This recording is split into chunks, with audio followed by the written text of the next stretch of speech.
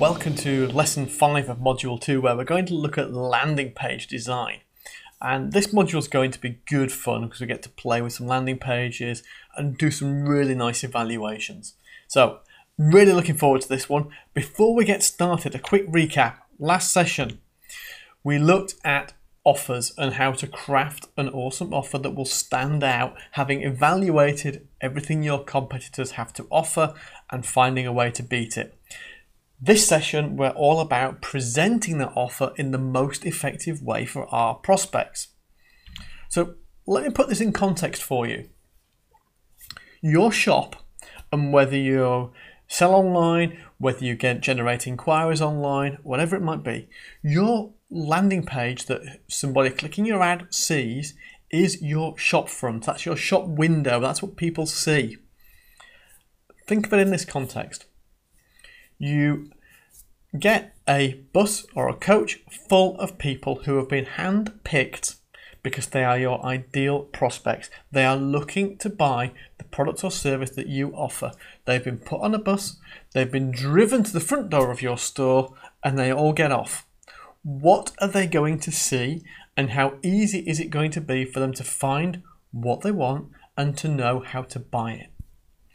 Is it like a rummage sale? Is it just piles of stuff that nobody can make any sense of? Or is it a beautifully presented boutique which makes it clear and obvious? Above everything else that we do in AdWords, if you get this bit wrong, everything else doesn't work as well. So that's why this matters so much. So let's look at some best practices. We're looking to start with, let's ask this simple question. If you landed on a given web page or on your web page, would you buy? Would you be engaged? Would an average person see that page and think, yeah, this looks good. I understand what's happening. I know what to do and it makes sense. So first thing that I would always suggest is just a simple eyeball test. Would you buy or not? Or inquire if that's appropriate. We're also looking for conversion leaks. Now, a conversion leak is anything that we can't track in AdWords. So if you have an email address on your landing page, that's a conversion leak. We can't track email submissions. If you have a phone number that isn't a tracking phone number, that's a conversion leak. If you have a form that you don't track submissions, that's a conversion leak. If you have 100 menu options that immediately try and take somebody off the page, they're conversion leaks. We're looking for things that we can't measure and control, and we want to get them as near to zero as we possibly can. We're looking for a compelling offer. We're looking for offers that grab the reader by the eyes and go, wow, that's something for me. And when they see something that's very clear and very compelling, a very, very obvious next step. They need to know what to do. You need to guide somebody.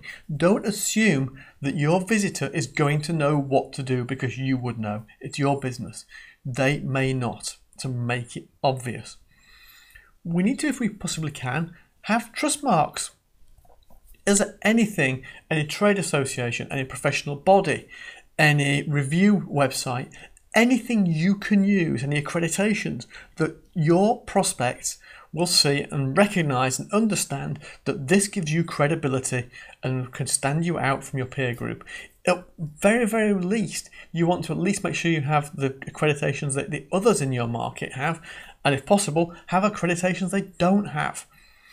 And finally, have we got any scarcity or urgency on the page? Is there any reason for somebody to take action now rather than come back at a time that's more convenient in a few months' time, maybe, perhaps, or never? Give them a reason to do something now. Continuing, is there any social proof? Is there anything that says other people have been here, have taken the action you are considering, and had a good outcome as a result? Have we got testimonials? Have we got reviews? Anything that indicates other people, like your prospects, have got a good outcome from the service. Have we got legal links in place? If you have a form that collects personal data, you must have a privacy policy on your website. It's not an option. You must have a privacy policy.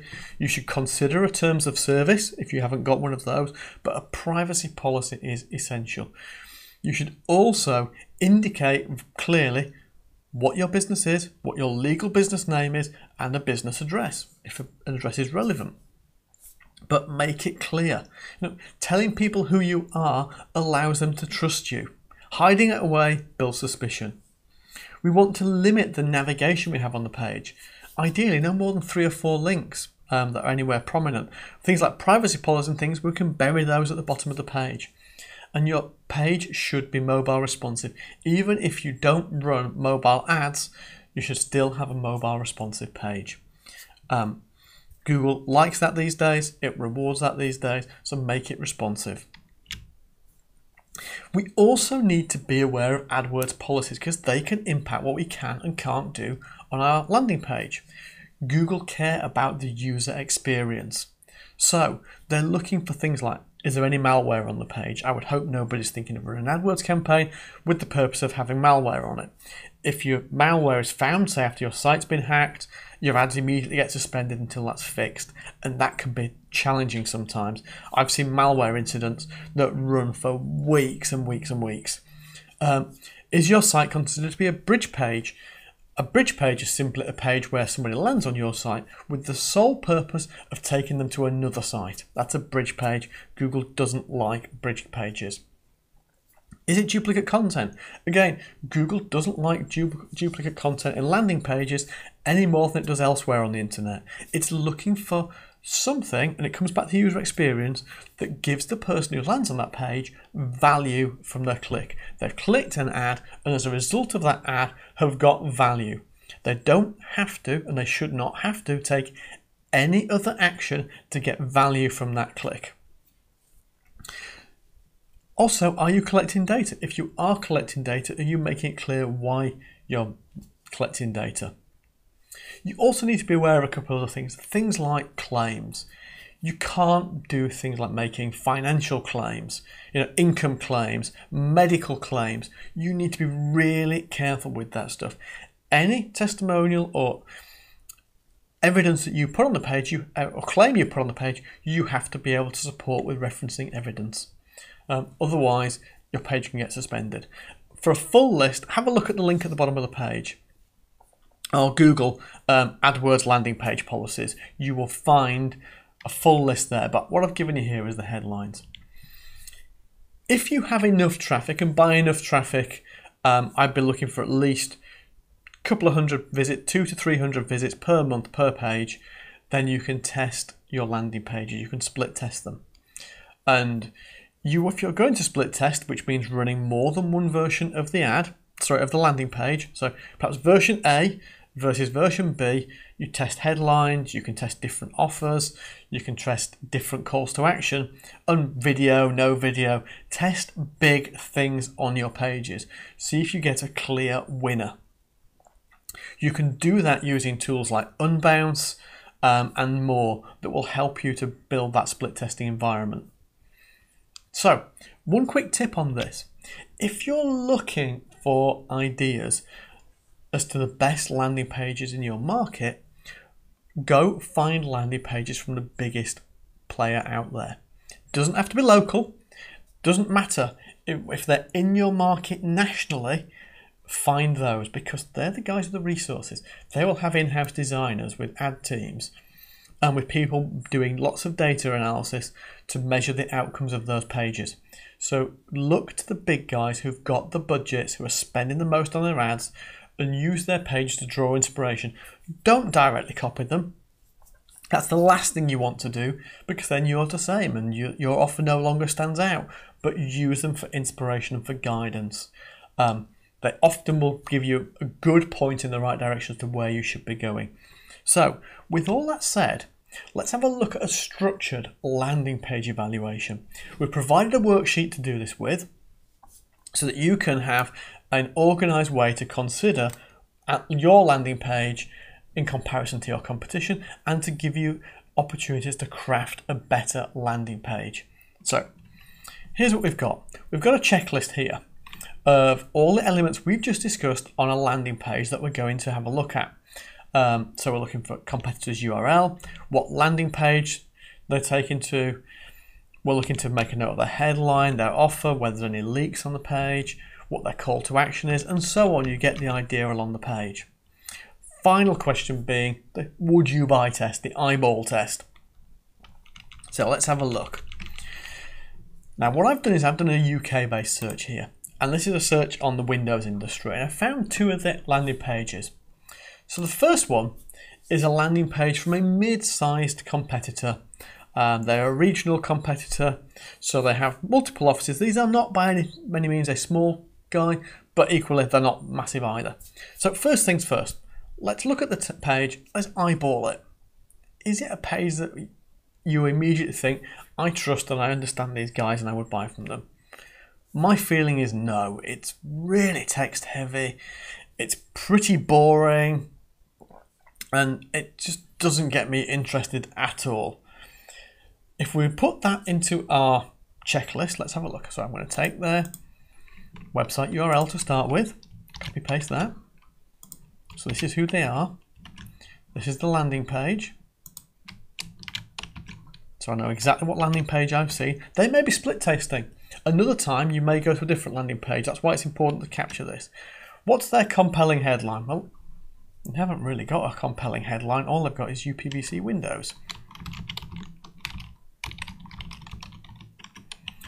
What offer are they making? There's not really any kind of offer at all. If I scroll down the page, if I haven't fallen asleep, then I can scroll down the page. There's still no sign of any kind of offer. And they've got some great trust marks, but down at the bottom of the page, but there's no offer there as such. So, okay, none. Are there leaks? Yes, there are lots of leaks if we look at this. There's links all over the place. In fact, in just the top 3, 4, 5, 7, 8, another 4 there, that's 12, 13, 14, 15, 16, 17, 18, 19, 20. That's 22 links, in fact 26 links on the first sort of quarter of the page. That's a lot of opportunities to get after. On the other hand, there's no phone number there, so I can't call an untracked number, and there's no email address, so there are links there.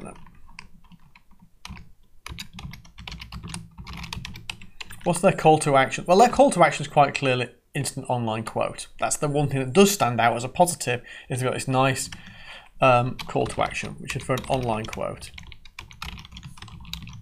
Trust marks, yes, bottom of page. Any social proof, any testimonials or anything like that? Let's have a look. No, nothing there. Have they got a privacy policy? They have terms of use, but no privacy policy, which they should have.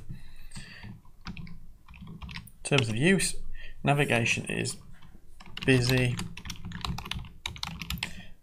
I'm not going to test if it's mobile responsive, because clearly you won't be able to see that. Does it offer value to the user? Is there something there that actually adds value? Well, yeah, it clearly does. There's a lot of content there. So they would absolutely pass the value test. Would I buy? I don't think so. I've got no interest in buying from this. I'm bored reading it. Let's compare that to a market leader who are one of the biggest national advertisers in the country. Look at their page. Look at the contrast. If you want a masterclass on how to produce a compelling, engaging landing page, this is pretty good. So let's have a look. So let's get their URL to put into our spreadsheet. Let's get their landing page so we know which one it is. What's the headline? Yeah, they've got a massive 55% off this month.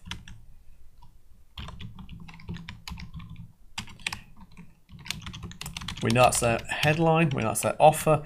Are there any leaks? Well, yeah, they have some menu options here, but look how small they are relative to anything else. Look how everything else jumps off the page at you. Everything else on there is really, really obvious. Their navigation's really not that obvious at all. So I'll put no. Calls to action is quick free quote, mega sale, again, phone number, so I'm going to put. They've got trust marks, we can see them. They're down at the bottom of the page actually again, but they're right next to the quote button. So interestingly, great piece of positioning. If you want somebody to put an action, give them a reason to trust it as near to it as possible. Theirs are all alongside. If I was them, I'd actually test putting them just here, directly underneath. I think that could be an interesting placement for them. So we've got trust marks. Have we got any social proof? No, we haven't actually. That's something they're missing. That's something that they could do. We know that these guys have been around for a long time, are well established, and have lots and lots of customers. They should be able to shout about that, and clearly aren't. So an area for them to improve. Legal links, yep, all down the bottom. So they've got all those. Navigation we know is okay. I don't know if it's mobile responsive. Does it give value?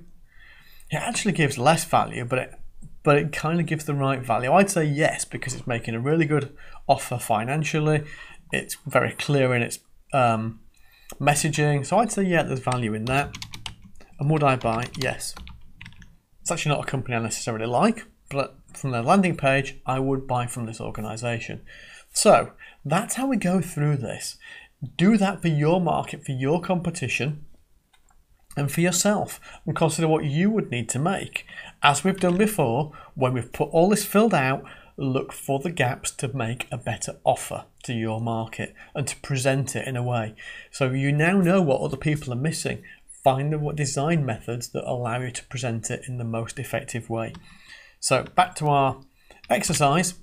Grade your landing page, update it as you need, or create a new one. If you need tools, consider a tool like unbounce.com, leadpages.com, or any of those for building landing pages, and you'll find it really, really effective. Bye for now.